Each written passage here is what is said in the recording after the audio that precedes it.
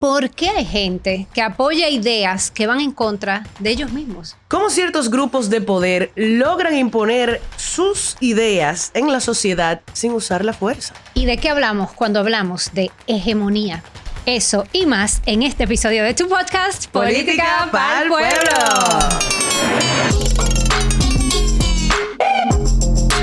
Señores, estoy feliz porque hoy vamos a hablar de Antonio Gramsci y de su concepto que ha influido muchísimo el pensamiento político, tanto de derecha como de izquierda, hegemonía.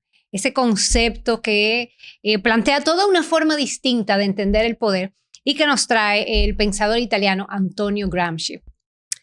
Yo soy Virginia Antares, este es el podcast de la Escuela Política donde te tomamos conceptos complejos como ese de hegemonía y te lo aterrizamos de manera fácil para que tú lo puedas entender. Y como siempre me acompaña mi queridísima Laura Naneta. ¡Hola! Debo confesar que tú me hablaste un par de veces como de hegemonía y no sé qué, y yo me quedaba, ¿qué rayos es eso? Y de Gramsci. Tú no has hablado, en todos los círculos intelectuales mencionan a Gramsci. Sí, pero como que tú Hoy sabes. vas a saber quién es Gramsci. Eso. Vas a conocer sus ideas para que tú también puedas participar en el debate y decir tu opinión sobre Gramsci. Claro, y la palabra podrá sonar refinada o lo que tú quieras, pero al final es un concepto que lo van a entender muy bien. Claro, porque aquí te lo aplatanamos. Y que es importante que lo entendamos. Es importante. Para entender cómo funcionan las cosas. Y recuerda que si quieres ver la explicación completa y el esquema visual que traemos en este episodio, yo soy fan de los esquemas visuales, recuerda que solo tienes que suscribirte a nuestra hermosísima y creciente comunidad de Patreones que hacen posible este espacio. Así que ahí abajo está el link, dale para allá. Y si ya eres Patreon, pues esta es tu casa, bienvenida, vamos a disfrutar este episodio. Quiero hablar más. Bueno, a propósito de que tú hablas de nuestros Patreones y de que van creciendo, porque de verdad están creciendo y se los agradecemos muchísimo porque ustedes son los que hacen posible que esto suceda, ¿eh? Así es. Entonces, también que me ha llamado mucho la atención que en las redes se han armado unos debates en cada uno de los videos que hemos estado subiendo. Sí, señores, si no nos siguen en Instagram, vayan para allá. La gente que no está viendo en YouTube o en Patreon, vayan a Instagram porque hay unos cortes que están virales en la cuenta de Política para el Pueblo. En Instagram, pero también en TikTok. Tú sabes, hasta LinkedIn tenemos, porque nosotros estamos aquí para ti, mi amor, en todas partes. ¿Tú estás buscando trabajo? Sí, pero ve la política también. Claro que sí. ¿Empezamos? Sí, vamos. Buenísimo. Entonces, para hablar de hegemonía y de Antonio Gramsci, vamos a empezar con una frase del susodicho de él mismo, a cargo de Laura Nanita. Así es, muchas gracias, Virginia. Y la frase del día de hoy, estoy imitando como a lo noticiero un poco, tú sabes. Ok. La supremacía de un grupo social se manifiesta de dos modos, como dominación y como dirección intelectual y moral. Antonio Gramsci, Cuadernos de la cárcel. Fabuloso. Vamos a hablar un chin de Gramsci. Antonio Gramsci fue uno de los fundadores o el líder fundador del Partido Comunista Italiano y fue apresado en Italia durante el régimen totalitario de Benito Mussolini. Mientras estuvo en la cárcel, escribió una serie de reflexiones que luego se publicaron como los Cuadernos de la cárcel, que es donde se encuentra la cita que Laura acaba de dar. Es un libro gordote, el mío se me quedó en Inglaterra, pero es fascinante de leer. Y entonces vamos a la frase, Nanita. La supremacía de un grupo social se manifiesta de dos modos, como dominación y como dirección intelectual y moral. Yo creo que esa frase que tú acabas de leer resume o sintetiza, ¿verdad? O va directamente al análisis más influyente, no necesariamente el más importante o el más grande, porque Gramsci hizo muchos análisis que iluminan mucho sobre la dinámica política, pero este es como el que más ha influido y el que da lugar al concepto de hegemonía. Y es diferenciar la idea de que quien tiene el poder porque tiene la fuerza para tener el poder. Y entender que en la gran mayoría de los casos, quien tiene el poder, o más bien quien logra establecer un poder a largo plazo, no es porque se basa únicamente en la fuerza, sino porque se basa en lo que ahí la frase dice, dirección intelectual y moral. En otra palabra, para usted mantener el poder no basta con tener el ejército, tener la amenaza de que a quien se me oponga lo voy a aplastar, sino que tú tienes que tener la capacidad de convencer al resto de la sociedad de que tu de que el hecho de que tú tengas el poder es lo que más conviene a la sociedad. Y esa capacidad de convencimiento, de construir una idea de que este poder nos conviene a todos, es lo que da lugar. Cuando tú logras eso, cuando tú logras ese consentimiento de quien tú gobiernas, entonces eso es lo que da lugar en la visión de Gramsci a una hegemonía. Es decir, un poder que no solo tiene, porque también lo tiene, la capacidad física, material de ejercer violencia y de supremacía militar, sino que además tiene un apoyo relativamente generalizado de la sociedad que gobierna. Así de sencillo se puede resumir la idea de la hegemonía. ¿Tiene sentido? Sí, o sea, tú tienes mediante varios mecanismos a la sociedad convencida de que ese discurso que tú llevas es el mejor para todos. Claro. Y no puedo dejar de pensar en el episodio que hicimos con María Filomena, que hablamos de cómo la historia se distorsiona muchas veces y de cómo nos contaron otra cosa, que probablemente Trujillo tuvo mucho que ver con eso, por ejemplo. Y a mí me sorprende mucho, sobre todo por los debates que se han armado en los comentarios, cómo hay gente que cree que en el presente alguna persona están tratando de tergiversar lo que pasó, pero no pueden entender que quizá en el pasado fue cuando lo hicieron. Te tergiversaron y por eso tú piensas eso. Exacto, entonces por eso existe esa hegemonía. Y también con el tema del turismo, que sacamos un corte hace poco sobre eso. Que generó mucho debate. Que generó mucho debate porque, o sea, siempre todos los dominicanos nos han vendido la idea de que el turismo es una de las fuentes más importantes, más importantes del país. Y aunque lo es, ¿a qué costo es una fuente importante para el país? ¿Cuáles son, cuál es la calidad de los salarios o de la calidad de vida de las personas que trabajan ahí? Aquí todo el mundo sabe que el que trabaja en turismo, por ejemplo, trabaja más de 7 días corridos y libra de que 4 días. Pero el descanso no funciona así, por ejemplo. Claro. Entonces, y hay que ver también los salarios, o si es que es la propina lo que los hace tener prosperidad, que no está bien, porque tú no puedes decidir que cuánto voy a tener de propina este mes. O sea, tú cuentas con un salario. Entonces, bueno, eso, como todas esas ideas que tenemos como sociedad y que muchos entienden como buenas y válidas sin pensamiento crítico, sin analizar las cosas. Y tú dijiste que lograr el poder por otros mecanismos que no son la fuerza. Y en eso vamos a profundizar. ¿Cuáles son? Y en eso Gramsci profundiza. ¿Cuáles son los mecanismos que te permiten construir o difundir o imponer esas ideas, esos valores, esas creencias?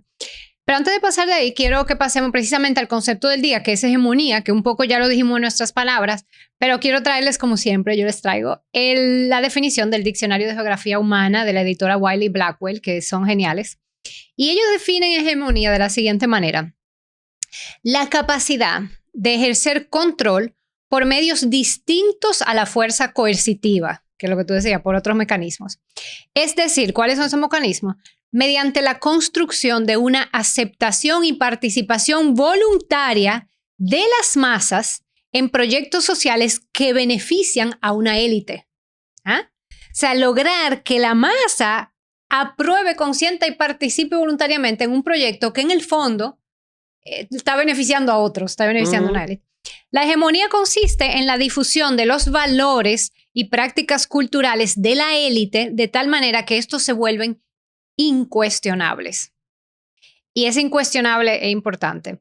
Así, en la vida cotidiana, las creencias y valores de la élite son constantemente reforzados y un orden social jerárquico se reproduce a través de acciones diarias.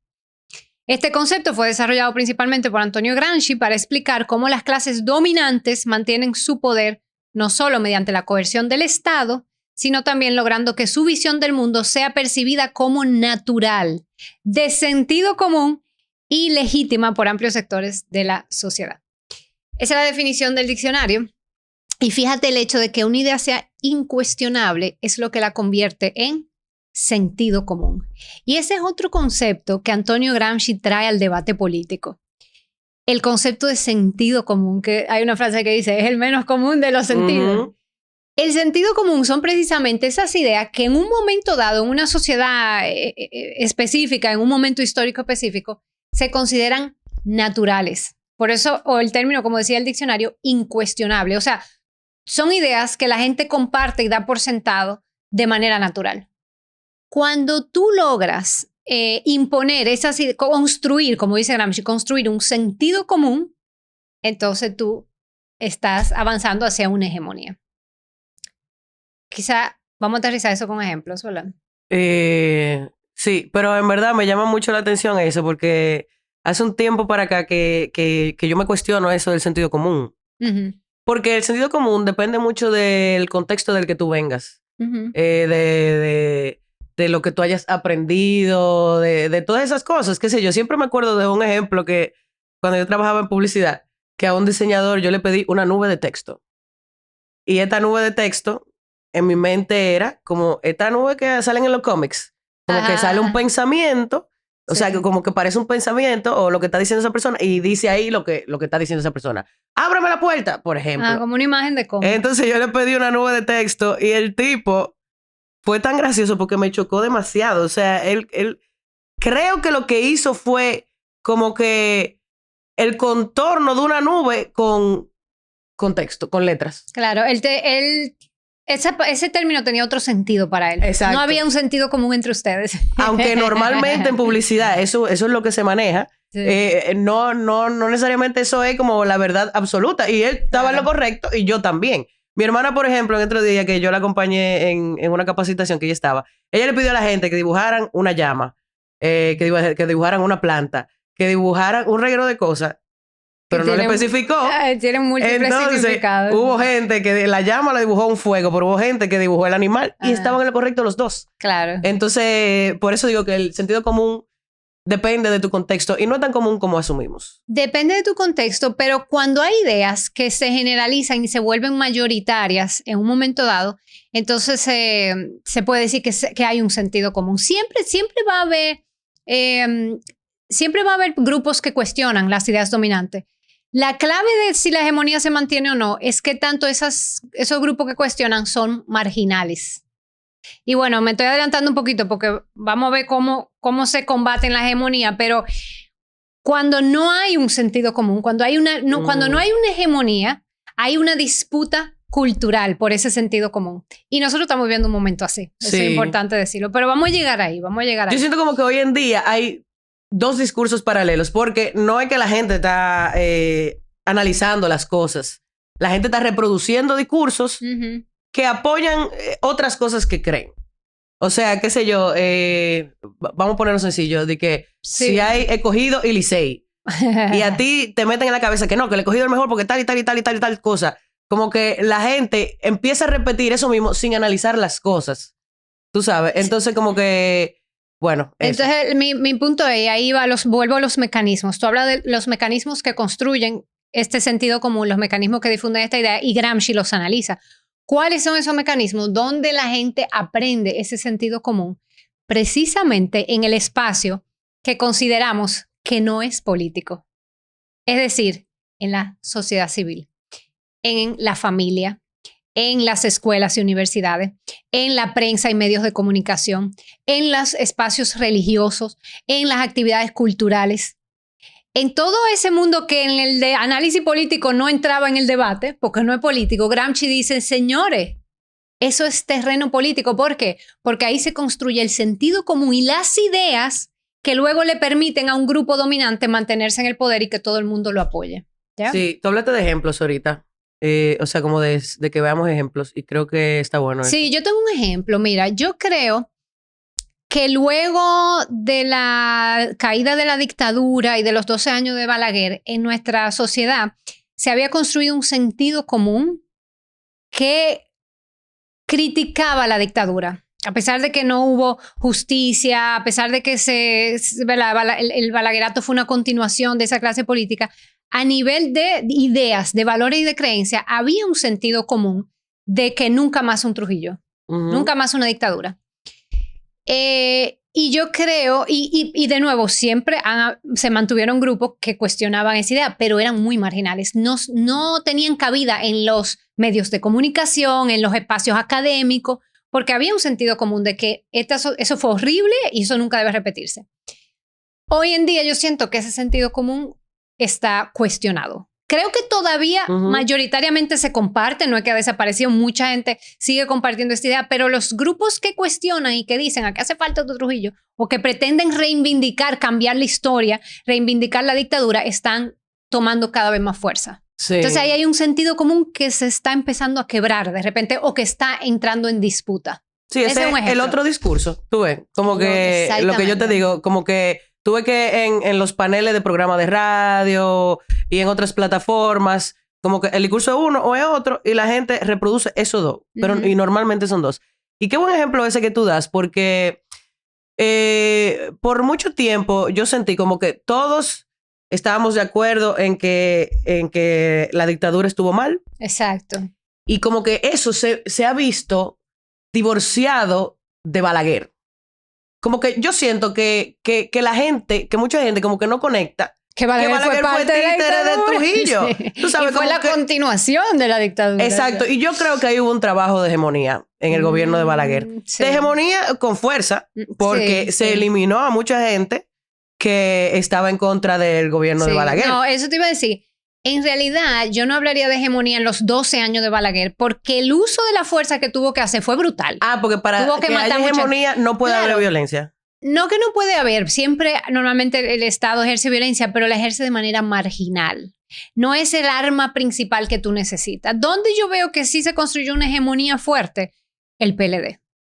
El PLD, de su primera llegada al 96, luego salida, luego regreso, digamos, a finales a finales de 2010, cuando aprueban la nueva constitución, que es la constitución que tenemos hasta hoy con pequeñas reformas, yo creo que el PLD tuvo un momento hegemónico.